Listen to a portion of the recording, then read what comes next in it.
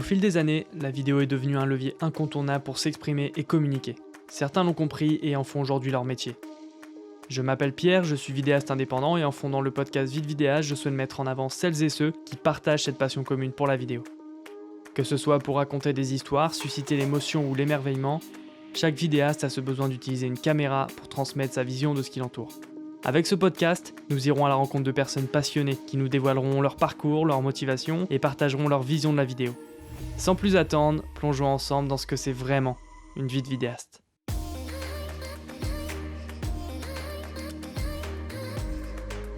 Bienvenue à tous dans ce premier épisode du podcast Vite Vidéaste.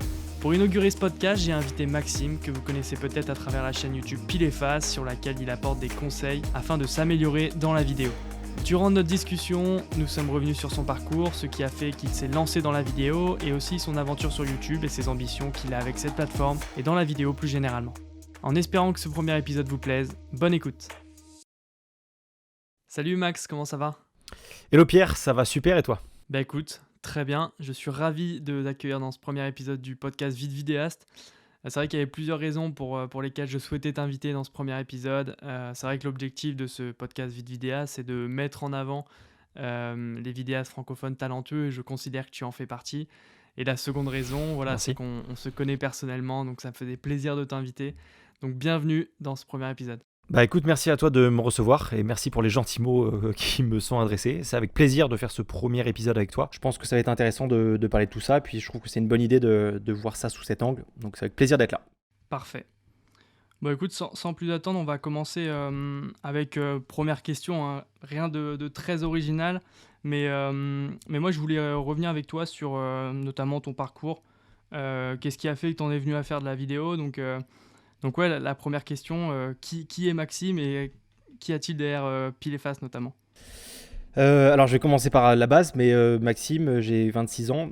J'ai commencé la vidéo un peu comme tout le monde, genre je faisais des vidéos avec ma GoPro de voyage, notamment un voyage pendant 1 an où je suis parti en Australie. Et c'est à ce moment-là que j'ai commencé à voir que ça me plaisait en fait de faire des images et essayer de retranscrire quelque chose. Quand je regarde la vidéo maintenant, je trouve qu'elle est bien éclatée, mais à l'époque je trouvais ça assez cool. Et en fait ça a commencé comme ça, et après dans mes différents postes, j'ai été consultant en recrutement et puis responsable communication là, dans une boîte à Nantes. Et en fait j'avais des projets où je devais mettre en avant des autres personnes, soit par le biais d'interviews, soit par le biais de vidéos en tout genre. Et en fait je me rendais compte que c'est quasiment une des seules tâches que j'aimais bien faire, tu vois. Genre ça me faisait kiffer en fait de faire ça. C'est les seuls moments en fait où je voyais pas trop le temps passer. Et plus j'en faisais, plus je me disais ah ouais quand même, tu vois la vidéo c'est sympa, il y a des trucs à faire qui sont plutôt cool. Et c'est un peu comme ça que la vidéo est venue. Et en fait, je me suis dit au début, bah ok, vas-y, c'est cool, là pour l'instant, tu fais ça dans un taf, mais bon, ça reste dans ton travail en tant que salarié. Et puis, plus j'ai avancé, plus je commençais à faire des petites vidéos à droite à gauche, et puis je voyais que ça intéressait en fait les gens autour de moi. Et très simplement en disant ah ouais, sympa, tu fais des vidéos, bah, on a peut-être un petit événement, machin, bon, on n'a pas du tout le budget, mais est-ce que ça te dit pourquoi pas de faire une vidéo là-dessus, sur cet événement-là ? Et du coup, bah, c'est un peu comme ça que ça a démarré. Mon premier contrat, c'était un contrat qui était complètement gratuit d'ailleurs. On me disait, bah ouais, on a un événement, on veut faire une vidéo. Est-ce que ça te dit ? Et moi, vu que j'aimais bien ça, à aucun moment je me disais, bah ouais, va falloir que tu demandes une rémunération. Tu vois, j'étais hyper content que quelqu'un s'intéresse à moi, entre guillemets, en me disant, bah ouais, on aimerait bien que tu fasses un truc.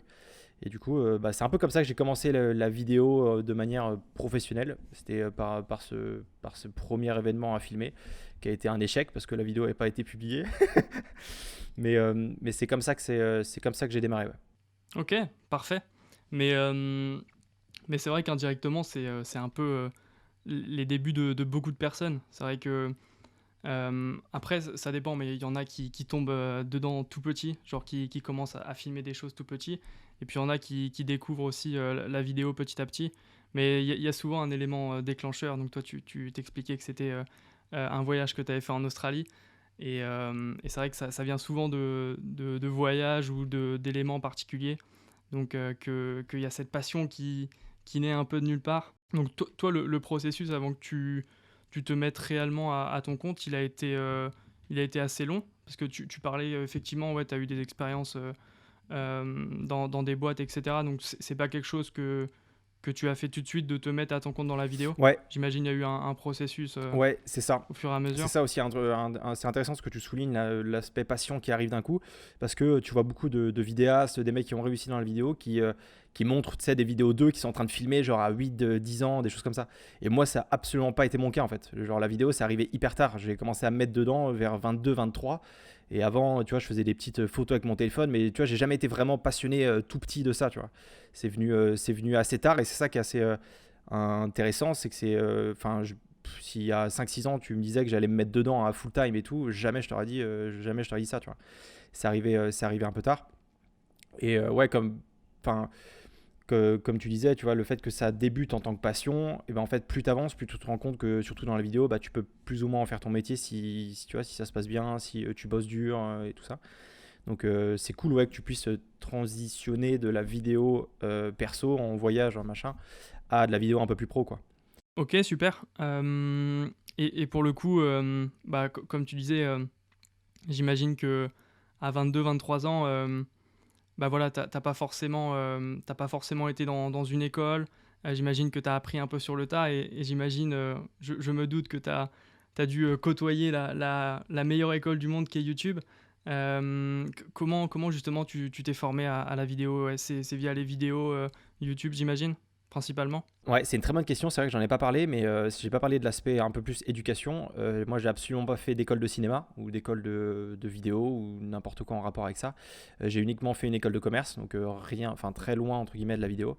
Et comme tu le soulignes, pour moi, une des meilleures écoles et tout ce que tu peux trouver sur Internet pour apprendre, ça va être YouTube en premier.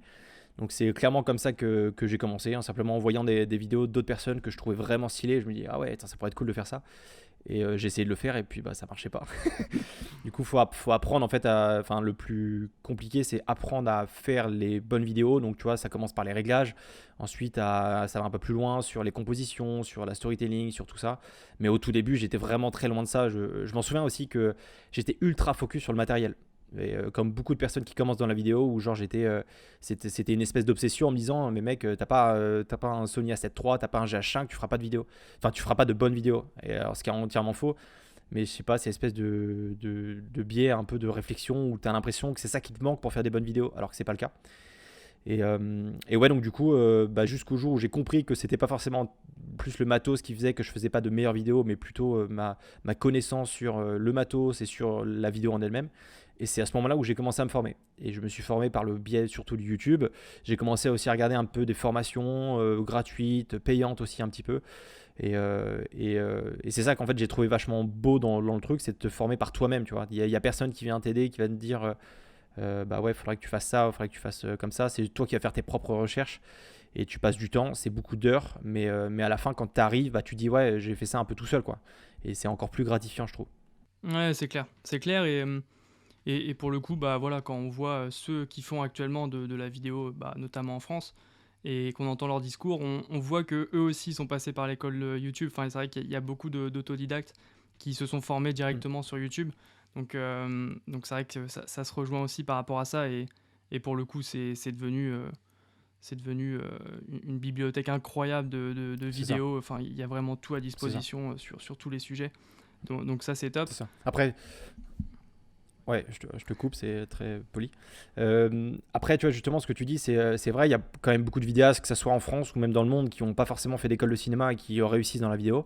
Après, il y a aussi le contraire, où des gens sortent d'école de cinéma et ils font des très belles choses, des très belles vidéos, des très beaux films et des choses comme ça. Donc, c'est ça, en fait, que je trouve hyper intéressant dans la vidéo ou la photographie, où c'est que t'as pas de barrière, en fait. Genre, les seules barrières que tu peux te fixer, c'est genre toi-même, comment tu as envie de progresser et est-ce que tu as vraiment envie de faire ça. Et si tu as vraiment l'intention de réussir dans la vidéo ou d'en faire ton métier ou juste d'en profiter et de faire des belles vidéos, et bah tu peux le faire de manière gratuite sur YouTube, sur les réseaux, sur les blogs, sur tout ce que tu veux. Et peu importe le chemin que tu as parcouru, peu importe, tu as des personnes même à 40-50 ans qui se reconvertissent dans la vidéo et qui font des trucs grave cool. Et ça, je trouve ça trop stylé. Parce que pour moi, c'est un des rares secteurs où tu peux le faire. Ouais. Tu peux pas du jour au lendemain devenir, mais, tu vois, à 40-45 ans, devenir médecin, c'est compliqué. Tu vois, as des études, tu as des choses, architecte, c'est pareil. Enfin, tu vois, c'est du temps à passer et à te former. Et pour moi, la vidéo, c'est un peu je sais pas que c'est plus facile, c'est juste que l'accès à l'information est plus simple. Et tu as beaucoup plus de moyens de te former rapidement et d'avoir des résultats rapidement, quoi. Et c'est ça que je trouve vraiment cool en fait dans ce domaine-là. Ouais, c'est vrai. Non, non, c'est vrai que la vidéo, c'est un secteur où tu peux facilement créer ton métier. Après, bah, comme tu dis, toi, ça fait quand même quelques années que tu as commencé. Après, il y a aussi voilà, de l'acharnement en termes de visionnage, etc. Enfin, il y a beaucoup de temps passé, il y a Ouais. beaucoup d'investissement en termes de temps, pardon. Mais, euh, mais c'est vrai que, ouais, très clairement, grâce à YouTube, tu peux te créer un métier et ça, c'est assez incroyable de se dire ça. Et toi, Mm. justement, c'était qui tes sources d'inspiration sur YouTube dès que tu as commencé ou même maintenant? Alors quand j'ai commencé, c'était, bah, en fait, l'avantage, c'est que vu que j'étais parti en Australie, bah, je m'étais, pas mal amélioré en anglais, ce qui fait que je regardais énormément de youtubeurs, anglophones, notamment Parker Welbeck, qui est un des plus connus et qui est une grande source d'inspiration, pour moi, enfin pour ce qu'il fait, pour son business, pour la manière dont il fait ses vidéos et qu'il tourne ses choses. Puis aussi, bah, forcément les grands, j'ai perdu son nom. Non, si, il y a pas mal de grands que j'aimais bien, qui étaient, bah, Peter McKinnon forcément, Mm. Mathieu Apoya aussi un peu dans le style à ses débuts, quand il était plus sur des tutos que dans des vlogs.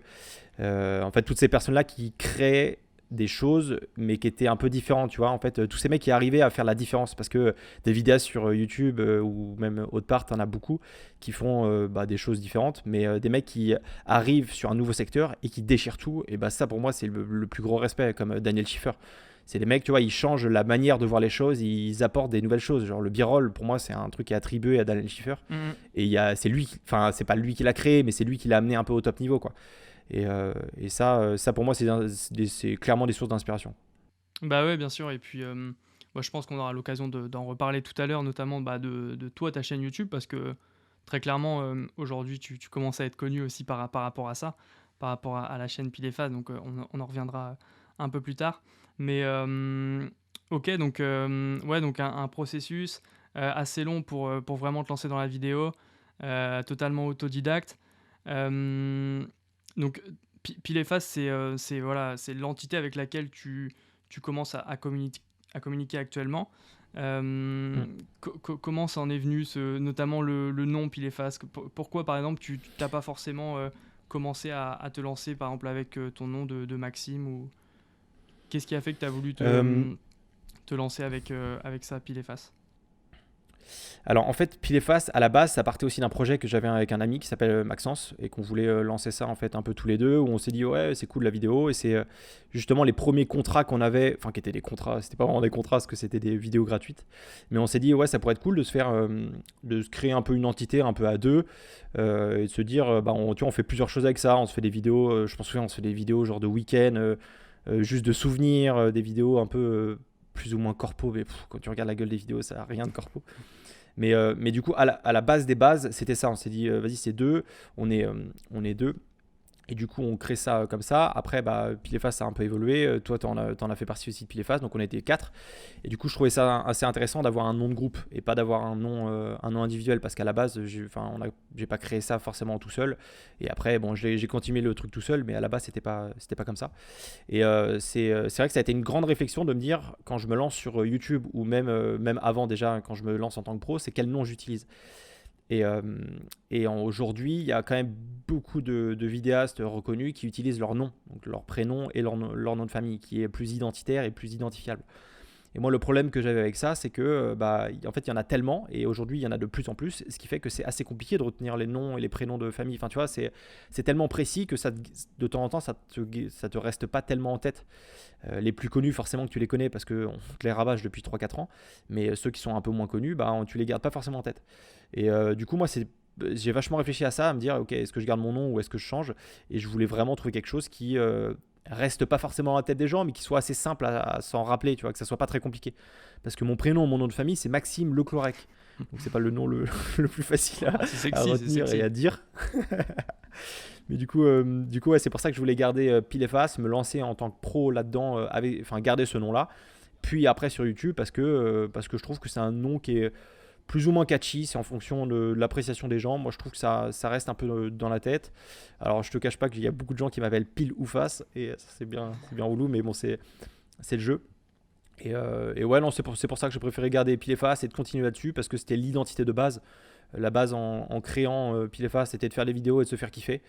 Et bah, finalement, j'ai pas trop dévié dans l'optique du début, donc ça me parle, tu Bah, vois. pour le coup, je peux te le confirmer parce que, bah, du coup, tu as révélé la raison pour laquelle on se connaissait. C'est qu'effectivement, bah, voilà, on a démarré, entre guillemets «ensemble», avec Clairement, des premiers projets pro et c'est vrai clairement. que moi j'ai vu, bah, l'évolution de Pile et Face, au tout début. Je me souviens de l'ancien logo avec les 2 points qui se reliaient et cetera. J'ai vu aussi, bah, le changement d'identité visuelle et cetera, bah, le changement que tu as opéré aussi, avec la chaîne YouTube. Donc moi j'ai assisté à tout Mm. ça et clairement, bah, maintenant ça tient la route donc c'est top. Ouais. Hem, Puis, ouais, dis-moi? ok. Ouais, je rajoute quelque chose par rapport à ça, parce qu'il y a aussi pourquoi j'ai oublié de parler de ça, mais pourquoi je veux garder le nom Pile et Face, c'est que pour l'instant, bon, on en parlera peut-être un peu plus tard, mais sur l'évolution, mais j'aimerais bien aussi garder un nom qui a tu vois, qui peut être déterminé comme une entité, tu vois. Je sais pas trop ce que ça va devenir Pile et Face demain, mais imaginons, j'en sais rien, ça progresse et je sais pas, j'arrive à recruter des personnes, des choses comme ça.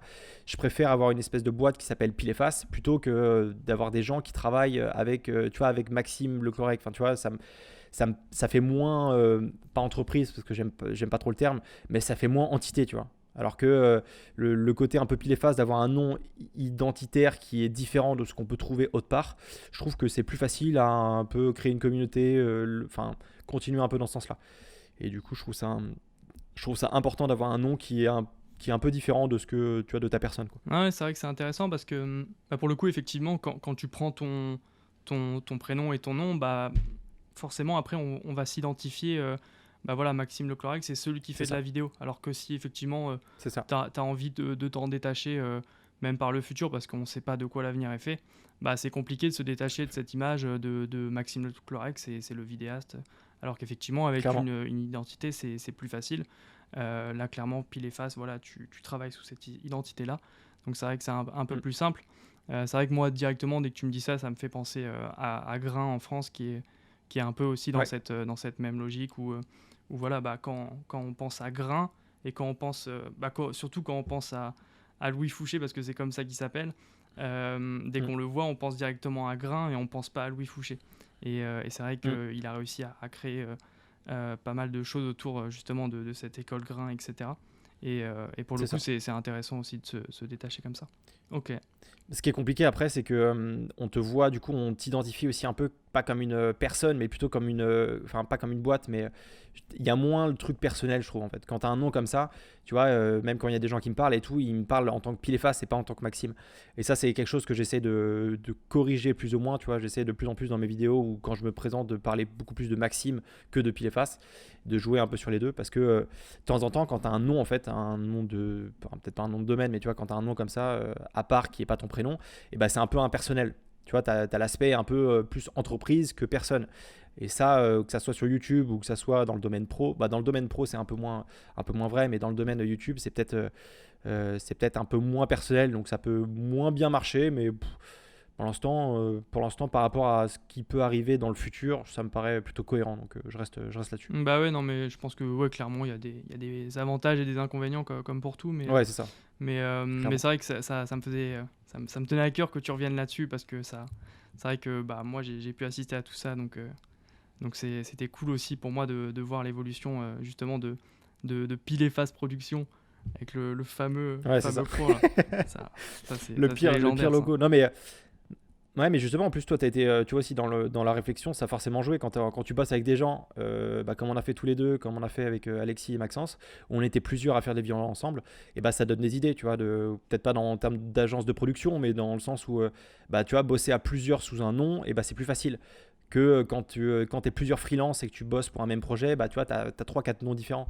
Alors que quand tu as une entité et que tu es 3-4 là-dedans, peut-être en tant que salarié ou j'en sais rien, et ben c'est plus facile en termes de représentation. Et aussi, en termes d'un point de vue professionnel, quand tu fais des gros projets, et ben c'est plus facile d'arriver en tant qu'agence de production, tu vois, où tu peux te dire plus facilement, ouais, on arrive à plusieurs. Tu vois, t'es pas juste, je suis pas juste Maxime Leclorec qui arrive et qui va faire une petite vidéo chez un gros client, quoi. Ça sera peut-être plus l'agence Pile et Face qui va venir avec plusieurs personnes si vous avez besoin, tu vois, pour plusieurs types de projets. Donc d'un point de vue pro aussi, c'est assez intéressant pour moi de ce côté-là, quoi. Ouais, c'est clair. Et bah clairement, c'est véritablement de la stratégie en fait. Et c'est vrai que bah, ceux qui vont nous écouter et voilà, qui sont peut-être dans une démarche de création vidéo, je pense que c'est une Mm, vraie problématique de savoir c'est vrai, comment tu amènes la chose. Est-ce que tu as envie d'être connu plus sous ton nom ou plus c'est sous un ça, nom de marque, etc. Parce que effectivement, ça va déterminer des choses par la suite. Donc, c'est ça. non, c'est vrai que c'est une vraie problématique à prendre en compte quand on se lance, quoi. C'est ça. Après, il faut pas non plus trop se prendre la tête là-dessus. Moi, je sais que j'ai passé vraiment beaucoup de temps à me dire, ok, est-ce que je dois changer de nom, est-ce que je dois le garder, machin. Et finalement, on se rend compte que que ce soit tes clients ou même les gens qui te suivent, enfin, c'est pas que ça les intéresse pas, mais ce qui leur intéresse, c'est ton contenu. Que ça soit C'est tes vrai. vidéos pro sur ce que tu vas réaliser, ce que tu es capable de faire, que tu t'appelles Jean-Michel, Romain, double maxi best-of, on s'en fout, tu vois. Genre, c'est tes capacités à créer. Et justement, faut pas que ça soit un frein de se dire, ok, clairement, c'est quoi mon nom, quoi. Si jamais, un conseil tu vois, que je peux donner, c'est si jamais tu te lances, te prends pas la tête, tu te lances avec ton nom. Et après, au pire des cas, tu changeras. De toute façon, enfin, tu vois, ça va jamais t'impacter de changer de nom 2 ans après. Enfin, tu vois, même si que tu après, quand tu as une grosse chaîne YouTube, c'est peut-être plus compliqué, mais quand tu te lances dans la vidéo, à titre pro ou même à titre perso, que tu changes de nom au bout de 2 ans, c'est pas du tout dérangeant, quoi. Ouais. Faut pas juste se freiner là-dessus, quoi. C'est ce que je voulais Bah dire. merci. Merci, ça fait plaisir. Bah, bonne soirée. Bah écoute, Maxime, j'ai un petit jeu à te proposer. Il Ok, y aura deux petits jeux dans ce podcast et le premier. Alors je sais pas s'il y aura un jingle entre temps. Donc dans le doute, on va se retrouver juste après le jingle.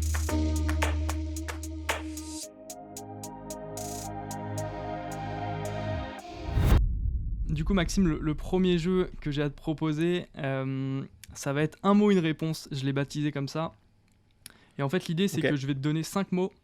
Et instinctivement, il va falloir que tu sois très réactif. Tu vas devoir me répondre en gros ce que ce mot évoque pour toi. Je sais pas si j'ai été assez clair. ok, ok, si, c'est très clair.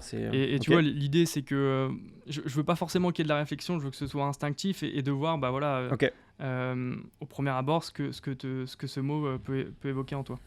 Est-ce que tu es prêt? ça marche.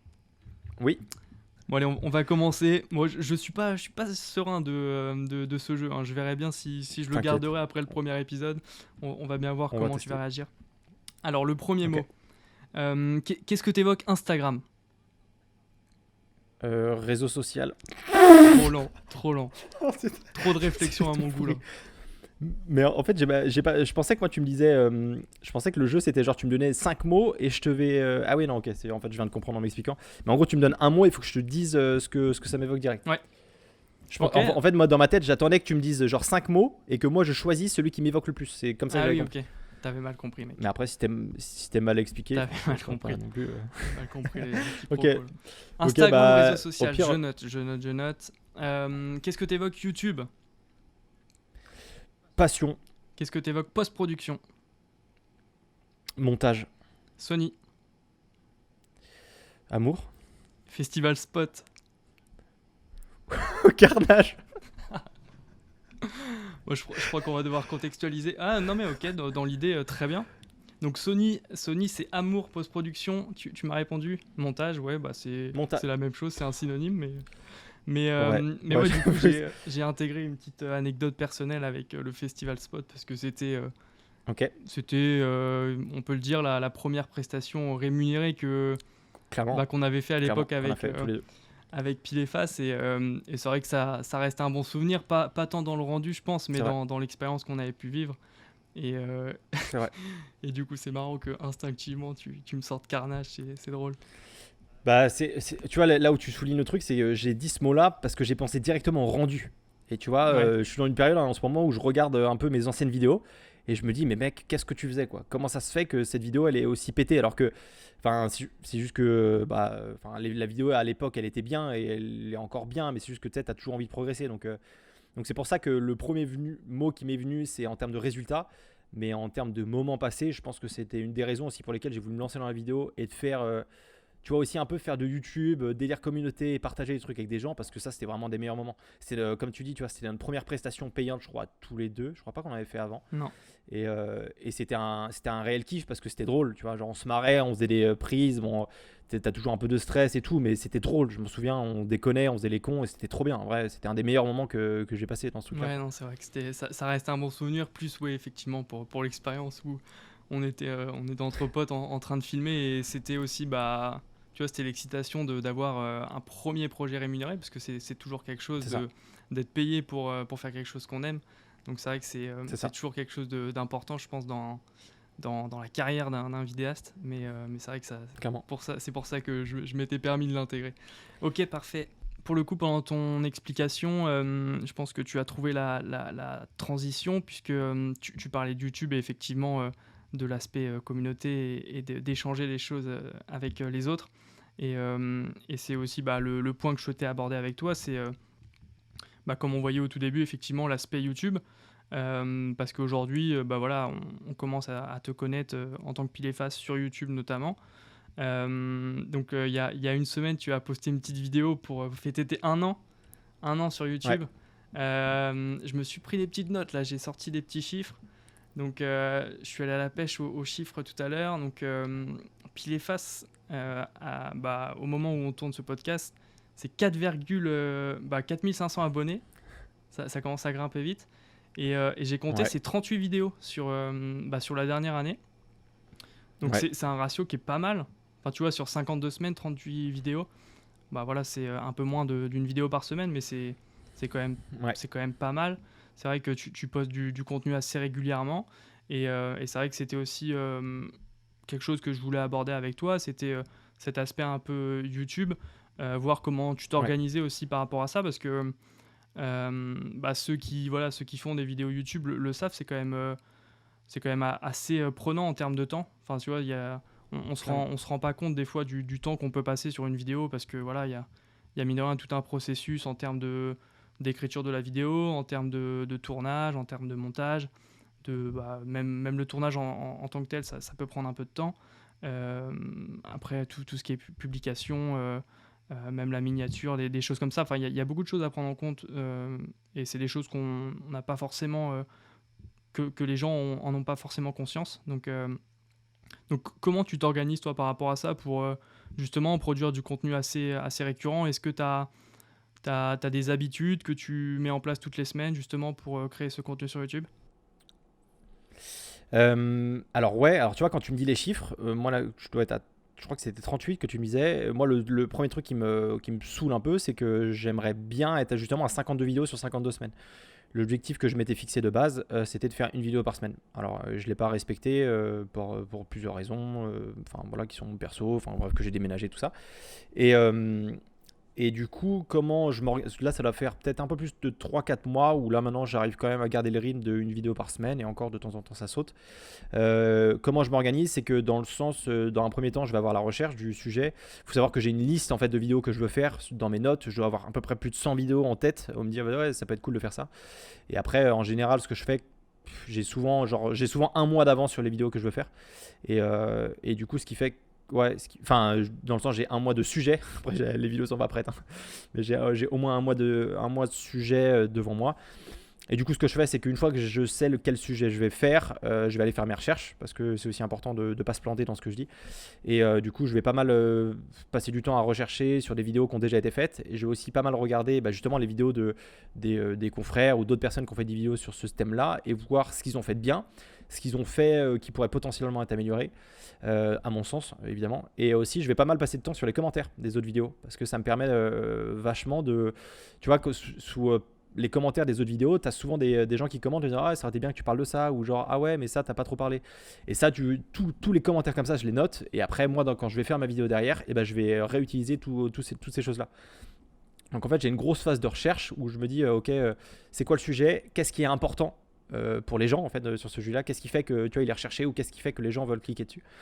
Et surtout, moi, le truc le plus important dans une vidéo YouTube, c'est qu'est-ce que tu apportes. Tu vois, à chaque fois que je publie une vidéo, avant de me filmer, ou même une fois avant de la poster, je me dis est-ce que tu apportes quelque chose à des gens, tu vois. C'est vraiment mon main truc. À chaque vidéo, je me dis ça. Et c'est le plus important. Donc une fois que je suis sûr que le sujet est bon, que je vais apporter quelque chose aux personnes, et bah, c'est là où je vais commencer un peu à écrire. Mes vidéos sont assez souvent scriptées. J'aime bien écrire avant ce que je vais dire pour être sûr de ne pas me planter. Et après, une fois que ça s'est fait, bah, tout simplement, je me filme et je fais le montage et puis ça part. Tu vois.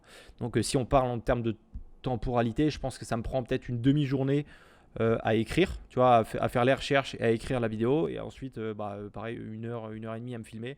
Et après, à faire le montage, ça me prend entre une demi-journée et une journée, quoi. Donc on peut dire en tout que ça me prend 2 jours par semaine pour faire une vidéo YouTube.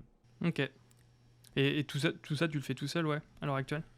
Ouais, tout ça tout seul. Je pense que même, tu vois, si demain ça marche bien et tout, il y a très grande chance que je fasse tout seul. Je me verrais pas. Enfin, tu vois, j'aime vraiment faire ça. L'écriture, ça me fait kiffer. Me filmer, faire les vannes, ça me fait marrer. Le montage, placer des petits Easter eggs dans mes vidéos, ça me fait bien rire aussi. Donc, tu vois, pour l'instant, il n'y a aucune partie de YouTube qui me plaît pas. Tu vois, genre, je kiffe vraiment faire ça et tout. Et c'est quand même un peu ouais, je peux le dire, c'est un plaisir de le faire. Ça l'était pas au début, mais maintenant ça l'est, tu vois. Mais ouais, pour revenir justement à ce que tu disais, c'est vrai que tu disais que tu prenais souvent en compte les commentaires, notamment de la communauté, parce qu'effectivement, c'est important. Ouais, Tu vois, typiquement, clairement. j'ai regardé, je me suis baladé sous les commentaires de la vidéo Perrier que tu avais faite. Et il y avait, Ouais, il y avait un de tes abonnés qui disait que bah, ce serait bien justement d'avoir la partie montage. Et toi, à ça, tu as répondu, bah ouais, pas de souci, la semaine prochaine, ce sera fait. Et typiquement, bah, c'est la ouais, dernière vidéo que tu as sortie. Donc, c'est ça. donc c'est vrai que c'est un signe aussi que voilà, t'as vraiment cette envie d'apporter bah voilà, des nouvelles connaissances aux personnes. Être Mm. aussi, bah, tu vois, un peu dans cette logique où toi, quand t'as commencé la vidéo, bah voilà, tu t'es inspiré de personnes. Et peut-être que bah, là tu souhaites à ton tour apporter des choses aux gens Ouais, avec l'expérience que tu as acquis ces dernières années. Donc, ouais, c'est donc ça. c'est top. C'est ça, bah. En fait, tu vois, le début, pourquoi j'ai créé ma chaîne YouTube, à la base des bases, c'était que je voulais déjà faire les vidéos, enfin, tu vois, faire des vidéos, parce que comme pas mal de monde, tu vois, au début, je publiais mes vidéos, bon, d'ailleurs, on les publiait ensemble, mais c'est sur des vidéos de voyage, des trucs comme ça, donc assez classique. Et après, le moment où je me suis dit, vas-y, tu sais quoi, fais une chaîne YouTube où tu parles face cam, là aussi, ça a été un autre step. Et il y a plusieurs raisons à ça. La première, c'est que je savais qu'en fait, en faisant ça, j'allais progresser dans mes vidéos. Pourquoi? Parce que vu qu'avant j'avais un peu peur, tu vois, du regard des autres. Enfin, j'étais pas à l'aise avec ça. Honnêtement, de me mettre en avant et tout comme ça, j'avais peur. Enfin, c'est pas que j'avais peur, mais tu vois, j'avais pas envie de me faire déglinguer. Et du coup, je savais qu'en faisant ça, et bah, déjà, ça allait un peu atténuer ce délire-là de fait tu vois, de la peur du jugement, d'être regardé bizarrement, de se dire mais qu'est-ce qu'il fait ce gars-là, tu vois. Donc ça, c'était une première raison pourquoi j'ai créé la chaîne. Deuxième raison, c'est que bah, du coup, parce que j'avais plus ou moins cette petite peur-là, je savais que toutes mes vidéos allaient être pas bien travaillées, mais travaillées soigneusement, tu vois. J'allais pas faire des vidéos un peu au pif en me disant tu sais pas ce que tu dis gros. Enfin tu vois, mes premières vidéos, je faisais énormément de recherches. Je passais des jours à faire mes vidéos parce que je voulais être sûr de pas dire de la merde, de pas faire de faux, de pas machin. Et du coup d'ailleurs c'était un peu limite anxiogène, tu vois. Je pense que les 6 premiers mois de YouTube, j'ai pas kiffé tant que ça. C'était limite, je me forçais un peu à faire les vidéos en me disant mais si mec ça t'apporte, en plus bah tu vois les gens ils commencent à bien aimer, mais je prenais pas plus de plaisir que ça, tu vois. Tu te Je mettais me sentais pas forcé. tu te mettais une pression peut-être de C'est ne ça, pas être à c'est la ça, hauteur, clairement. genre de. Parce que c'est vrai que quand tu es sur YouTube, dès que tu te montres, bah voilà, tu portes un message et C'est ça, tu te dois d'être pertinent entre guillemets. Donc ouais, peut-être il y avait c'est ça. cette appréhension de C'est ne pas être légitime, de pas donner les bonnes infos par rapport à ça. c'est complètement ça. Puis aussi quand tu débutes, et bah t'es entre guillemets pas légitime, tu vois. C'est pas en termes de nom, mais quand t'es pas encore trop connu, bah forcément pour te faire connaître, tu vois, faut que tu partages un peu tes vidéos sur les groupes, que tu t'en parles autour de toi, machin. Et du coup, quand tu fais ça, tu ouvres vachement ton travail à la critique. Et ce qui est hyper dur dans tous les domaines, mais encore plus dans le domaine où tu fais par passion, tu vois, c'est que quand on critique ton travail, t'as l'impression qu'on te critique toi. Et du coup, tu prends les attaques hyper personnelles, tu vois. Quand un mec te dit ouais, j'aime pas ta vidéo, et bah tu te dis putain, ce gars-là, il m'aime pas, qu'est-ce que j'ai fait de mal, tu vois. Du coup, quand je publiais mes vidéos au début, je m'en souviens d'une vidéo où j'ai pris un taquet en me disant ouais, mec, t'as pas de personnalité, tu pompes les autres et tout. Et je m'en souviens que sur le coup, ça m'avait fait un truc, genre j'avais pris un peu une décharge en pleine tête. Et en y repensant, tu vois, je m'en souviens que j'étais pas hyper loin de me dire, gros, est-ce que ça vaut le coup de continuer? Parce que juste une personne m'avait dit ça, alors qu'il y avait, je sais pas, peut-être 20 autres personnes qui m'avaient dit, mec, c'est cool. Et ça, pour moi, c'est hyper important, hein, de souligner que quand tu débutes, tu vas forcément être mis en avant. Et du coup, tu t'es risqué à prendre des critiques derrière. Et à ces critiques-là, il faut vraiment prendre du recul. Ce que les mecs disent, c'est pas ce qu'ils disent sur toi, sur ta personne, mais c'est ce qu'ils disent sur ton travail. Et ça, il faut réussir à détacher ton travail de ta personne. Pour moi, c'est deux trucs qu'il faut essayer de différencier. Et quand justement tu publies ton travail aux yeux des autres et que tu prends un peu des taquets dans la tête, faut vraiment réussir à prendre du recul et te dire ok, c'est pas grave, si les critiques sont constructives, les prendre en compte, ça c'est hyper important. Et après tu vas te laisser couler si c'est vraiment des attaques personnelles en disant mec, c'est de la merde ce que tu fais, ok, ça te plaît pas, mais c'est pas grave, tu vois. Ouais. Et ça, je sais que le début de ma chaîne, ça a été une des raisons aussi pour lesquelles, tu vois, quand on en parlait tout à l'heure, c'était un peu anxiogène. Ça me stressait parce que justement, j'avais peur de ces critiques-là. J'avais peur qu'on me dise, mec, ton travail, c'est pourri. Bah ça, après, je pense que c'est... Et en fait... Ouais, excuse-moi, vas-y. Non, vas-y. Non, mais c'est vrai que je pense que c'est propre à un peu tous les secteurs. Enfin, il y a toujours cette peur de se lancer, du fait d'être pas légitime ni quoi que ce soit. Tu vois, moi, pour le coup, je me suis un peu fait cette réflexion en lançant ce podcast, de se dire, voilà, ça fait pas longtemps que je me suis lancé dans la vidéo. Donc, est-ce que j'ai forcément la légitimité pour faire un podcast sur la vidéo et les vidéastes ? Mais après, tu vois, je pense que dans tous les cas, faut se lancer, faut tenter les choses. Et puis après, tu vois par la suite. Mais je pense que justement, cette légitimité, tu te la construis au fur et à mesure aussi. Tu vois, il y a un truc que Parker Welbeck avait dit qui ça m'a un peu fait déclic aussi. C'est que lui, il partait sur une échelle graduée de 0 à 10. 0, t'es débutant dans la vidéo ou dans la photo, dans ce que tu veux. Et 10, c'est un expert. Et en fait, lui, il disait que dans tous les cas, surtout dans notre génération, tu vois, tu pourras jamais être expert à 100% d'un truc.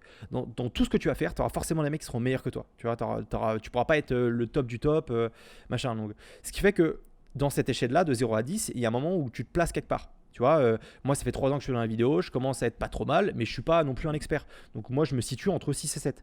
Ce qui fait que toutes les vidéos ou tout ce que je vais faire, et des mecs qui sont au-dessus 8, 9, ils vont se dire, ok, tu vois, c'est pas ouf. Sauf que derrière, tous ceux qui sont en dessous, qui sont à 3, 4, qui sont débutants dans la vidéo, qui avancent petit à petit, et ces mecs-là, quand ils voient mon travail, ils disent, putain, ce mec-là, tu vois, il m'apporte des trucs, genre, j'apprends. Et pour moi, c'est là où, où la légitimité, c'est là où j'ai commencé un peu à asseoir le truc, à me dire, mais en fait, mec, t'es légitime. Si à partir du moment où tu apportes à des gens qui sont un peu plus. C'est pas moins bon que toi, mais qui ont moins de connaissances que toi, si tu leur apportes des choses, t'es ultra légitime. Et dans tout ce que tu fais, tu vois. Et ça, pour moi, c'est à ce moment-là aussi où j'ai compris un peu, où ça s'est mieux passé. Et j'ai commencé à préférer, tu vois, mes vidéos, à passer plus de bon temps, faire plus de vannes, tu vois, faire plus de trucs quand je me suis dit, mais mec, t'es légitime aux yeux des gens qui le sont, tu vois, pour toi.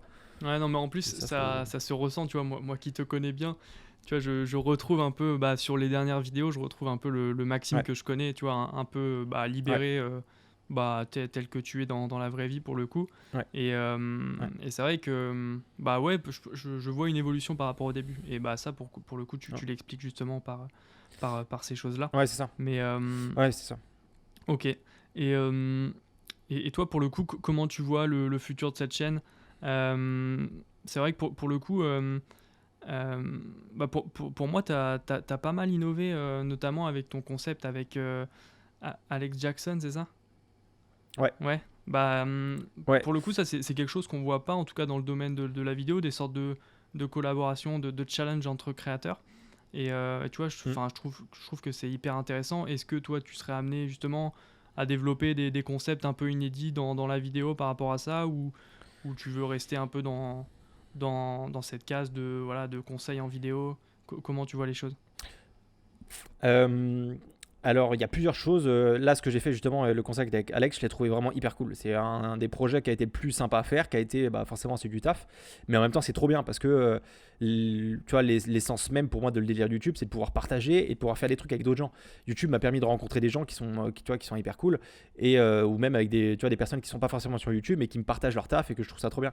Et du coup, j'ai vraiment envie d'appuyer sur ce côté-là, de partager des vidéos dans ce style-là, de se faire des battles, de se faire des challenges. Enfin, tu vois, j'ai plein d'idées en tête là-dessus parce que c'est trop bien. Je vois que ça plaît aux gens. Après, il y a encore pas mal de, il y a quand même pas mal de personnes qui ont fait ce concept-là. Je pense notamment à Charles Chillet qui avait fait ça avec 2-3 vidéos avec Grain. Il avait fait avec Hardist aussi, tu vois, un délire de filmer dans la rue en challenge en une demi-heure et tout. Et je trouve ça trop cool. En vrai, c'est les concepts que je trouve ça beaucoup trop bien à faire. Et j'ai pas mal d'idées pour en faire, donc ça va être forcément que ça va être le but. Et en fait, tant que, tu vois, comme je disais un peu tout à l'heure, tant que je fais une vidéo et que ça apporte aux gens, et ben je me dirais, ouais, vas-y, il y a un concept. Moi, mon but extrême, c'est réussir à, tu vois, plus ou moins divertir les gens et en même temps, ils apprennent quelque chose, tu vois. C'est un peu mon axe, moi, sur YouTube, c'est de se dire, ils sortent de ma vidéo, déjà, ils sont motivés à faire une vidéo. Ça, c'est mon graal à moi, c'est qu'ils se motivent derrière à faire une vidéo. Ça, c'est le truc que je kiffe bien faire, enfin, que j'essaie de faire. Et après, si jamais ils se motivent pas, bah, au moins, ils ont appris quelque chose, tu vois. Ils ressortent de la vidéo, ils se disent, ouais, ok, je sais faire ce plan-là, machin et tout. Et ça leur donne des idées derrière. Donc l'avenir de la chaîne va être un peu tourné là-dessus. Donc il va forcément avoir des face cam quand je fais là où je parle peut-être de tutos et aussi des battles, des challenges. Enfin tu vois, il va y avoir plein de trucs, mais l'aspect collaboration est pour moi hyper important sur YouTube. Déjà ça te fait connaître, ça te fait kiffer parce que ça apporte de l'humain dans YouTube.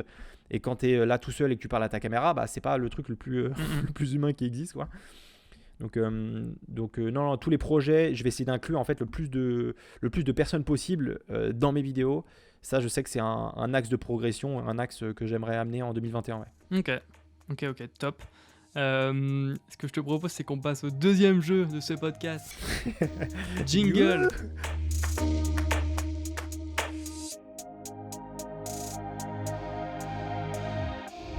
Donc le deuxième jeu, Maxime, je vais te demander d'être attentif cette fois-ci. Donc ça va être un peu sur le même principe que le premier jeu. 5 petits dilemmes cette fois-ci que je vais te poser. Et l'idée c'est aussi de reprendre, comme pour le premier jeu, cet aspect un peu instinctif dans les réponses. Okay. Donc le jeu il s'intitule Si tu dois choisir et on va compléter par des questions et tu me réponds le plus instinctivement possible. Est-ce que tu es prêt ? Ah ouais, Oui, c'est prêt, mais c'est dur comme jeu de répondre d'un coup là. Alors, le premier. Si tu dois choisir une marque avec qui collaborer. Instinctivement, j'aurais dit Perrier parce que je viens de les connaître, mais professionnellement, tu vois, une marque de rêve avec qui tu voudrais vraiment faire une vidéo. Nike. Bon, facilement Nike. Sur le sport, ça serait assez stylé. Surtout qu'ils font des spots vraiment cool, et ce que j'aime bien un peu avec cette marque-là, c'est que ils font pas uniquement des spots où tu es focus sur le produit. En fait, c'est beaucoup plus sur l'ambiance et sur l'émotion que la vidéo peut te faire ressentir en fait. Genre tu regardes une pub Nike, quand tu l'as fini, t'es chaud, t'as envie de faire du sport et tout. Ouais, non, c'est clair. Donc clairement, je pense que ça serait la marque avec qui bosser. Ouais. Toujours une histoire derrière. Il n'y a pas effectivement juste un simple produit, mais toute une histoire. Et de toute façon, les marques utilisent ça de plus en plus. Le storytelling, mais je trouve que c'est efficace. Ok, Nike. Intermarché aussi. Intermarché, ça aurait pu être cool. Bah, de plus en plus, Ikea, beaucoup de marques. Même là, je vois pour les fêtes de fin d'année, même les opérateurs, genre Orange, Bouygues Télécom, ils en font beaucoup sur la période de Noël, etc. Mais c'est vrai que c'est un peu... Tout le monde en fait, mais ça reste efficace, quoi, parce qu'ils mettent en avant des familles, des moments de vie, et on s'y retrouve forcément, donc c'est toujours efficace dans la communication. Ok, Nike. Moi, je pense que j'aurais dit pareil. Et ah ouais. Ouais. Bah maintenant, en plus, t'as fait une pub, toi, Nike. Ouais, j'en avais fait une, sur YouTube, ouais. Ouais, c'était fait un peu à l'arrache, mais ouais, moi qui fais du sport, qui en ai fait depuis longtemps, Nike, c'est vrai que c'est costaud. Ok. C'est pas mal. Si tu dois choisir un seul domaine de vidéo dans lequel tu souhaiterais exercer, ce serait lequel ? Quand je dis domaine, c'est tu vois, mariage, immobilier, entreprise. Ah, en termes de pro, tu veux dire ? Ouais. C'est pas facile. En fait, pour l'instant, j'ai pas de domaine. C'est le but du jeu. En fait, pour l'instant, j'ai pas vraiment de domaine où je me dis j'aimerais bien faire que ça. Parce que justement, moi, mon deal un peu, c'est de pas faire que les mêmes choses. Si je fais qu'un seul domaine et que je fais que ça, je sais que ça va me saouler. Donc, du coup, je vais envoyer péter ta question. Ah bah sympa. Sympa, ça fait plaisir. Non, mais en vrai, je comprends. Je pense que c'est bien aussi Après, côté pro d'essayer en fait tous les domaines ouais, pour voir ce qui te plaît ou pas. Et par c'est la ça, suite ce qui te peut-être plaît. Mais après, tu vois, t'orienter. ouais. Là, si j'avais un domaine qui me fait bien kiffer en ce moment, c'est peut-être plus le, tu vois, real estate. J'aimerais bien faire des vidéos immobilières, mais tu sais, sur des grosses baraques, des grosses villas et tout, ça me plaît bien. Donc dans l'idée, je pense que ça serait peut-être ça à choisir maintenant. Mais après, chaque projet est différent. Donc en fait, j'aime bien bosser sur plein de trucs et c'est toujours différent. Donc Ok. ça me plaît bien, Bah, quoi. après, c'est pas vraiment une réponse que tu me donnes, mais il n'y a pas de souci, hein. Il n'y a pas de souci. Ok, Yes, désolé nickel. de. Non, mais c'est vrai que l'immobilier, bah toi en plus, c'est vrai qu'on l'a pas mentionné, mais en ce moment, tu es à Montréal. Ouais, Et c'est vrai que quand on discutait auparavant, tu disais que c'est un peu plus développé là-bas en Amérique du Nord, c'est ça. la vidéo immobilière, ça commence aussi en France. C'est ça. Mais, euh, Mm. mais c'est vrai qu'on sent que c'est restreint aussi pour les gros biens, quoi. Euh, Ouais, ouais, mais ouais, après justement, enfin bon, après là c'est rentré spécifiquement dans le domaine, mais enfin ce qui est intéressant justement, c'est que tu peux travailler sur avec des gros biens, ce qui fait que bah, ils ont déjà plus de budget en termes de communication et de marketing, et c'est aussi des biens qui sont hyper intéressants à mettre en avant, quoi. Tu vois, tu vas pas faire une vidéo immobilière sur un appartement ou sur une petite maison. c'est Faut vrai. qu'il y ait de la valeur pour l'agent immobilier et pour les propriétaires. Oui, c'est vrai. Donc c'est ça que je trouve cool, c'est que tu vas dans des endroits tu vois, qui sont assez intéressants, quoi. Trou. Voilà, C'est vrai. parce que Merci à ça, toi. ça apporte quelque chose. Ok. Donc, ouais, plutôt vidéo immobilière, ça marche. Si tu dois choisir un vidéaste qui t'inspire. Peter McKinnon. C'est réponse classique, peut-être pas le mieux, mais c'est pas tellement en termes de contenu, mais c'est plus en termes de personne, tu vois. Tu sens que le mec déjà il est ultra à l'aise à la caméra et ça c'est respect, tu vois. Quand bah tu vois t'as été devant la caméra aussi, c'est pas le truc le plus facile à faire, d'être le plus naturel possible. Et lui, pour le coup, il est vraiment. Puis tu sais, c'est le genre de personne où tu dis ce gars-là, il est gentil, tu vois, c'est un vrai gentil. Après, c'est drôle parce que t'as l'impression de le connaître alors que pas du tout. Tu le connais juste à travers les vidéos YouTube. Mais j'ai énormément de respect pour ce gars-là et c'est un mec que j'aime beaucoup aussi. Ouais. T'as, Ouais, non, c'est vrai enfin, que tu le vois direct que bah, il est passionné forcément, mais que ouais, il transmet des ondes positives à chaque fois. ouais, Et t'as je pense ça, que c'est ça qui joue aussi dans son succès, quoi. ouais. Mais t'en as d'autres, parce que là j'ai donné un peu, c'est vrai que celui-là il est un peu le plus évident, mais t'as James Matthews que j'aime beaucoup, là, qui fait des vidéos sur YouTube avec un accent anglais, mais Ouais, ouais, je force, vois, ouais. force 1000, Ouais, il est. qui est très. Ouais, que j'aime bien aussi. Peter Lindgren qui est pas mal. Enfin, tu vois, ces mecs-là qui font des belles choses, mais qui le font bien dans le sens où, genre, ils font des belles vidéos et ensuite ils font des belles vidéos aussi, tu vois, sur YouTube. Genre, ils apportent à leur communauté, ils écoutent un peu les gens, ils répondent. Enfin, tu vois, j'aime bien ces mecs-là, quoi. Ok. Après, là encore, tu vois, je t'avais demandé un vidéaste, hein, je t'en avais pas demandé trois. Non, mais Je ok, suis désolé. Peter McKinnon, parfait. Il nous en reste encore deux, mais tu vois, c'est pas simple, hein, parce qu'au final, à chaque fois, tu te sens obligé Ouais. d'en ajouter. Mais c'est tout l'intérêt aussi des petits dilemmes. Donc, prochaine question, si tu dois choisir un accessoire indispensable pour faire une vidéo, ce serait quoi?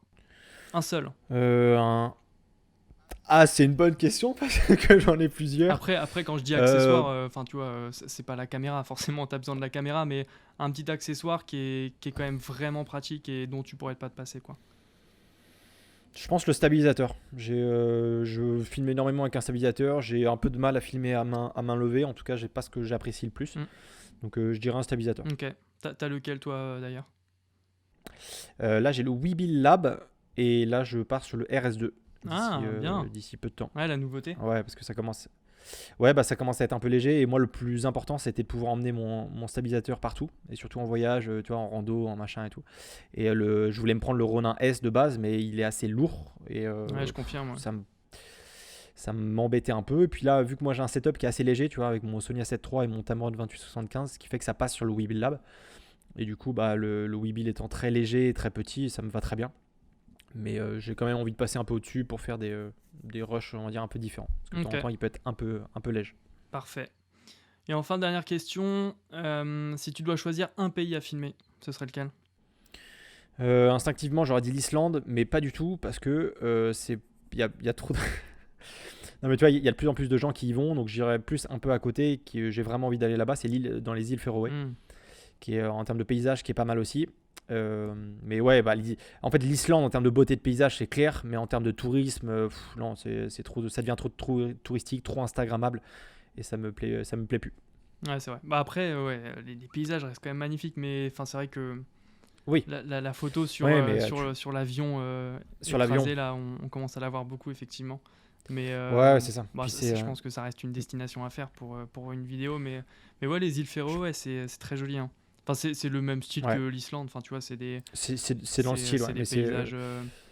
Enfin, voilà, il y a beaucoup de falaises, etc. C'est assez ouais. verdoyant, mais un peu moins connu, effectivement. Non mais Islande, hyper, enfin pour moi c'est un peu comme la Mecque entre guillemets pour les vidéastes, quoi. Genre, enfin bah tu sais, en plus on avait le projet tous les deux d'y aller faire une vidéo là-bas qui s'est malheureusement pas fait. Mais je pense que c'est un peu un gros kiff pour n'importe quel vidéaste d'aller faire des vidéos là-bas parce que c'est magnifique, t'as énormément de contrastes, t'as beaucoup de couleurs.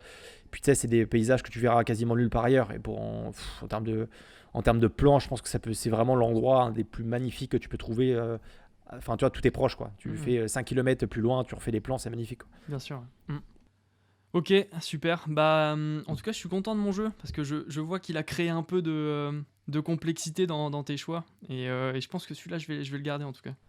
Bah ouais, c'est vrai que en fait, c'est hyper dur de choisir entre plusieurs domaines parce que bah, l'avantage dans la vidéo, c'est que tu as plein de choses. Tu vois, tu peux filmer plein de choses, tu peux avoir plein d'accessoires différents, t'as plusieurs sources d'inspiration. Donc c'est choisir une personne en particulier, c'est pas le plus facile, ouais. Ouais, c'est clair. Ok, très bien. Ouais, du coup, on disait tout à l'heure que toi, tu es à Montréal en ce moment. Ouais. Euh, Comment ça se passe là-bas? Est-ce que tu vois une différence, toi qui as eu l'occasion de faire des projets en France et du coup aussi un peu au Canada? Est-ce que tu vois une différence, tu vois, là-bas en termes d'approche de la vidéo? Est-ce qu'ils sont peut-être plus réceptifs par rapport au marché français? Comment tu vois les choses, toi qui es là-bas? Alors complètement, ouais, il y a une grosse différence en fait sur la communication ici. Ils sont beaucoup plus enclins à proposer de la vidéo. Tu vois, j'ai l'impression qu'une entreprise sur deux, voire toutes les entreprises, ont une chaîne YouTube ici, qui partagent des vidéos, que ça soit, il y a beaucoup d'interviews de leurs clients, des vidéos, tu vois, un peu plus corpo. Enfin, il y a quand même beaucoup de choses là-dessus. Ce qui fait que c'est hyper cool en tant que vidéaste parce que as beaucoup de possibilités. Et quand tu vas contacter une entreprise, bah, ils sont pas surpris, tu vois, de te parler, de te recevoir. Enfin, tu vois, ils connaissent le domaine, quoi. C'est pas comme si ils disaient bah, à quoi ça sert la vidéo. Ici, ils sont vraiment au courant de l'apport que ça peut ramener. Tu as un peu l'influence bah, forcément américaine là-dessus. Et non, du coup, ouais, c'est assez cool pour ça. Après, le down de cette partie-là, c'est que du coup, il y a beaucoup plus de concurrence. Tu vois, il y a quand même pas mal de vidéastes. Donc, tu te retrouves en Hmm. concurrence avec d'autres vidéastes et souvent des gens qui sont en place depuis longtemps. Et j'ai l'impression que ici, les entreprises restent quand même assez fidèles à leurs fournisseurs. Et pour aller déloger certains fournisseurs avec qui ils bossent depuis un petit moment, bah, c'est assez compliqué. Mais en même temps, c'est le bon côté des choses. Tu vois, as toujours plein de projets, tu peux bosser sur tout et rien, des trucs que tu n'avais pas du tout en tête, mais finalement tu vas faire une vidéo dessus et c'est trop marrant. Et des projets tu vois, qui sont assez cool. Donc en termes de enfin tu vois, sur la partie professionnelle, dans la vidéo ou même dans la photo, pour le coup, le Canada et Montréal, c'est vraiment une bonne chose, ouais. Ouais. Ouais, parce que effectivement, après ça dépend, mais c'est vrai qu'en France, je trouve que ça reste assez compliqué Ouais, enfin par moment en tout cas, de montrer l'intérêt de la vidéo notamment pour les petits ouais, commerçants, les petit petites business, ouais. entreprises, etc. Mm. C'est vrai qu'il y en a qui ont encore du mal à voir l'intérêt de la vidéo. Et c'est vrai que bah, quand tu es vidéaste, tu essaies de vendre ton service et tu essaies de montrer que bah, si, pour le coup, c'est pertinent en 2020 parce que voilà, la vidéo, tout le monde en consomme et bah, voilà, c'est très pertinent en termes de communication par rapport au format photo ou au Mm. format écrit. Donc, bah, c'est vrai que moi, personnellement, je vais parler personnellement dans ce podcast, c'est vrai que moi, je sens encore cette petite Ouais, des barrières. appréhension, ouais, en tout cas sur le marché français. Ouais, Après, je mais pense que ça dépend aussi où tu es placé, c'est ça. avec qui tu souhaites collaborer, mais Mais ce qui est trop bien justement avec ça, c'est que, bah, mine de rien, en France, sur les technologies, sur la manière de communiquer, le marketing, tout ça, on a souvent un temps de retard sur ce qui fait un peu ailleurs. Parce que le temps que ça rentre dans les mœurs, tout ça, ça prend toujours du temps. Ce qui fait que d'ici quand même quelques temps, enfin 1, 2 années, la vidéo va être de plus en plus présente. Donc en fait, plus tu te lances tôt, plus tu es dedans en fait dans la vidéo maintenant, plus ça va avancer et du coup les entreprises vont être enclins à plus communiquer via la vidéo ou via la photo. Donc moi je trouve ça top en fait de se dire vas-y bah tu te lances maintenant, tu investis du temps, tu investis des connaissances, tout ça, tu t'es déjà lancé sur le marché pour que quand ça prenne réellement, et bah, tu sois en place. Justement, en fait, plus on va avancer, aussi plus on va voir des vidéastes aussi pousser. Ça, c'est aussi le down entre guillemets de la chose. Mais justement, ça veut dire que en fait, plus on va avancer, plus il va y avoir du travail pour les gens, mais plus il va y avoir du travail, enfin plus il va y avoir des vidéastes pour répondre à ce travail-là. Et du coup, ça va être cool parce que je pense qu'on va tendre vraiment sur une communication autour de la vidéo qui va être hyper importante dans les prochaines années. Et je trouve ça du coup hyper cool de se lancer, tu vois, dès maintenant pour être prêt quand ça va arriver, quoi. Ok, parfait. Et pour le coup, bah toi justement par rapport à ça, comment tu vois l'avenir en termes de projets pro? Est-ce que tu as des projets personnels, professionnels, peut-être avec ta chaîne YouTube, peut-être développer d'autres services dans la vidéo? Comment ça se passe pour toi? Alors, moi, il y a plusieurs choses. En fait, il y a l'aspect pro. Donc, faire des vidéos pour mes clients, c'est un truc que j'aime bien faire et que j'ai envie de continuer à faire. Il y a l'aspect YouTube. Donc, apporter, tu vois, des gens des connaissances, que ce soit par le biais de vidéos, que ce soit par le biais de formations ou de produits, on va dire, différents autour de la vidéo. Et ça, en fait, c'est deux choses que j'ai vraiment envie de mélanger. Pour le coup, mon objectif là sur 2021, ça va être de réussir à faire des productions pour continuer parce que j'aime bien faire ça et que c'est aussi comme ça que tu progresses. Mais à mort me mettre sur YouTube et proposer de plus en plus de contenu. Enfin, tu vois, de proposer là ma première formation qui va sortir normalement début 2021. Et l'objectif à long terme, ça serait pourquoi pas aussi de sortir mon école de vidéo d'ici une année à peu près. Donc ça, c'est l'objectif à long terme. Et en fait, mon goal vraiment, c'est de diversifier ce que je fais. Donc, que ça soit sur YouTube, de réussir en fait à vivre de la vidéo à temps plein. Donc, que ça soit par mes prods, mais aussi par YouTube. Et pour ça, ça passe par par plusieurs phases. Et j'ai vraiment envie aussi de développer l'aspect communauté. Notamment via YouTube, parce que le problème que je vois le plus et que j'ai ressenti, je pense que ça va peut-être te parler, c'est que quand tu te lances dans la vidéo, tu es seul en fait. Quand tu fais des vidéos, des photos, machin, t'en parles à ton entourage, ils trouvent ça joli ce que tu fais, ils disent c'est cool, c'est sympa, mais clairement ils comprennent pas vraiment ce que tu ressens, ils savent pas que t'es, tu vois, quand tu te lances là-dedans, t'es solo, en général t'as pas grand monde à qui parler, et du coup, pour moi, c'est la plus grosse difficulté quand tu te lances dans la vidéo. C'est à qui en parler, à qui, quand tu as des problèmes. Parce que vu que tu es tout seul, quand tu as des moments de mou, il n'y a que toi. Tu n'as pas d'autres gens sur qui te reposer. Et du coup, moi à ces problématiques-là, j'ai vraiment envie d'y répondre par le fait de la communauté. Tu vois, donc, mon objectif, je ne sais pas trop comment je vais le tourner, mais ça va être mon objectif 2021, c'est de tourner quelque chose autour d'une communauté. Créer quelque chose pour que les gens arrivent à échanger ensemble et à pouvoir progresser un peu ensemble. Et quand il y a des coups de mou, tu vois, de se dire ok, je peux peut-être le contacter lui, il va peut-être m'aider. Cette vidéo là, je sais pas trop si elle va être sympa, je peux peut-être lui demander, tu vois, des infos. Donc je sais pas comment je vais le tourner, mais je sais que ça a été ma plus grosse problématique au début, et c'est sur celle-là que je veux me positionner le plus. Donc Ok, top. Top. Et en plus, c'est vrai que c'est rassurant en fait de pouvoir échanger des fois avec les gens qui font la même chose que toi, qui sont autant passionnés que toi. Parce que c'est vrai que je pense que la plupart des gens qui vont nous écouter vont se reconnaître. C'est vrai que je pense notamment à l'entourage, des fois il comprend pas trop. C'est ça. Il comprend pas trop ce qu'il en est en fait. Qu'est-ce que tu fais exactement? Ils ont pas trop cette vision que toi tu peux avoir de la vidéo. Je pense des fois à l'entourage qui te dit si tu peux vraiment gagner ta vie auprès de la vidéo, parce que c'est un secteur qu'ils connaissent pas forcément. C'est vrai que la plupart des temps c'est assez flou pour ceux qui sont pas vraiment plongés là-dedans. Donc c'est vrai que c'est toujours un peu rassurant de s'en remettre un peu aux personnes qui sont comme toi, qui sont dans la même situation. Et c'est vrai que je pense que plus que jamais c'est important de développer des communautés autour de ce que tu aimes faire, et c'est pour ça me paraît pertinent.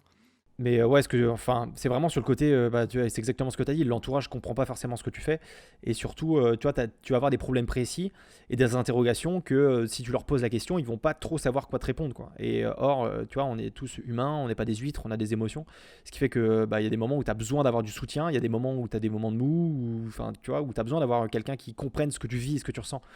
Et c'est pour ça que par le biais de la communauté, après là c'est au sens large, mais un conseil moi que j'aimerais bien donner à des gens qui se lancent aussi, c'est essayer de s'entourer des gens qui ont la même passion que vous, que ce soit sur la photo ou sur la vidéo. C'est essayer de trouver des gens qui se lancent aussi ou qui sont dans le même domaine, et tu vois, essayer d'avoir des calls avec eux, de se voir, de machin, parce que ça enlève une pression. Tu te dis ok, je suis avec cette personne là ou je parle à cette personne là et elle comprend ce que je vis. quand je lui dis ouais, je suis pas bien parce que je suis pas sûr que mon client va me répondre, je sais pas quoi lui dire à ce moment-là, en fait, tu te rends compte que personne n'a la science infuse et que le fait d'en parler quand tu as des problématiques à d'autres gens dans la vidéo, et ça t'aide de fou, quoi. Enfin, moi, je sais que je fais ça depuis, depuis le début et tout. Et le fait quand t'en parles avec des gens, ça t'aide de fou. Et, euh, et pour moi, ça reste du coup hyper important d'avoir une communauté autour de ça, c'est top. Mais c'est au sens large, tu vois. Et après, au sens plus serré, c'est que chaque personne qui se lance dans ce domaine-là, ou qui souhaite, ou qui est déjà lancé, qui essaie le plus possible de se rapprocher des personnes qui sont dans son domaine. Et ça peut se faire hyper simplement via les réseaux. Aujourd'hui, grâce à Instagram, grâce à YouTube, j'ai rencontré des mecs que tu vois, juste on leur envoie un message et puis tu vois, on a communiqué. Et maintenant, c'est devenu des potes, tu vois. Alors que dans plein d'autres domaines, tu pourrais pas forcément faire ça, alors que là, avec les réseaux sociaux, tu peux te rapprocher des gens hyper facilement. Et ça, pour ça, c'est hyper bien et c'est vraiment des trucs qu'il faut faire pour moi quand tu te lances, quoi. Ok, nickel. Bah écoute, sur ces bonnes paroles, je te propose de passer à la dernière question de ce podcast. C'est une petite question pour finaliser un peu ce podcast. Qu'est-ce que tu dirais, toi, au Maxime qui vient de lancer Pile et Face il y a à peu près 4 ans? Qu'est-ce que tu pourrais lui dire à ce jeune Maxime qui vient de débuter dans la vidéo? Qu'est-ce que je pourrais lui dire Alors c'est peut-être un peu bateau, tu vois, de dire de rien lâcher, de continuer, mais c'est plus en vrai, je pense que ce que je dirais, c'est pas vraiment écouter ce que disent les autres, dans le sens où il y a toujours des personnes qui vont essayer de te rabaisser, tu vois, parce que certaines personnes sont un peu fait comme ça, et c'est souvent la minorité un peu méchante qui parle le plus fort, tu vois. Ce qui fait que tu as beaucoup de critiques. En fait, il y a beaucoup de gens qui vont aimer ton travail qui vont pas forcément te le dire. Et par contre, une personne qui va pas l'aimer, lui, il va te le dire. Ou alors, enfin, tu vois, il y a une petite partie et du coup, tu as l'impression que c'est humain aussi, mais les critiques négatives, c'est que celles que tu retiens. Genre, sur 10 personnes qui disent ton travail il est bien, et tu en as une qui va dire que c'est pas bien, et toi, tu vas te rappeler que de celle-là. Et moi, ce que je me dirais du coup à cette époque, si je devais me parler, ça serait de pas forcément écouter ces personnes-là, et essayer d'avoir un peu confiance en ce que tu fais, dans le sens où dans tous les cas, l'avantage de la vidéo, c'est que tu progresses forcément, tu es obligé de progresser. En fait, toutes les vidéos que tu fais, dans un an, tu vas les regarder, tu vas te dire mec, c'est pas ouf. Mais sauf que d'ici là, tu vois, tu auras fait du chemin. Donc faut vraiment pas se dire ouais, non, cette vidéo-là, elle est pas assez bien, je la sors pas, ou ouais, non, c'est pas si. Enfin, tu vois, pour moi, il faut vraiment pousser, rien lâcher, essayer de poster un maximum et se faire confiance, se dire ok, là, c'est peut-être pas ouf, mais si je me donne les moyens, si je me donne tu vois, tout ce que j'ai pour réussir, et ça marchera forcément. Parce que la vidéo, c'est pas. T'as pas besoin d'être un dieu, t'as pas besoin d'être ultra créatif, t'as pas besoin d'être Enfin, tu vois, c'est pas que c'est pas si dur de bien marcher dans la vidéo, mais c'est accessible. Et pour moi, c'est accessible à tout le monde. Avec de la bonne volonté et des connaissances, c'est accessible à tout le monde. Donc ça serait ça, le conseil, ça serait de rien lâcher, de continuer à fond, Ok. de pas écouter les conseils négatifs et de se concentrer sur ce qui est important, qui est toi, quoi. Parfait.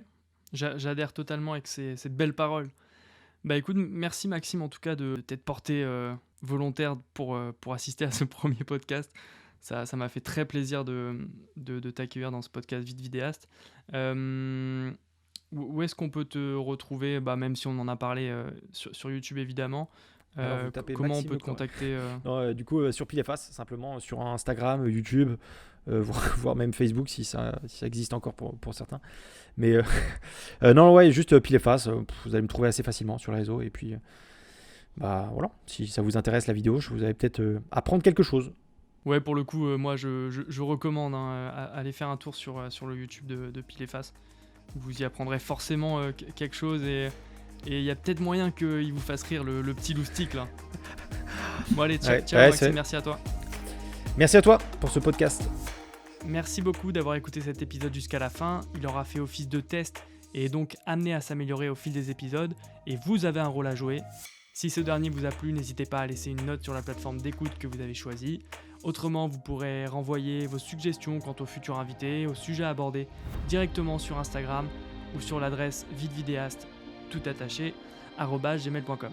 Merci et on se retrouve au prochain épisode.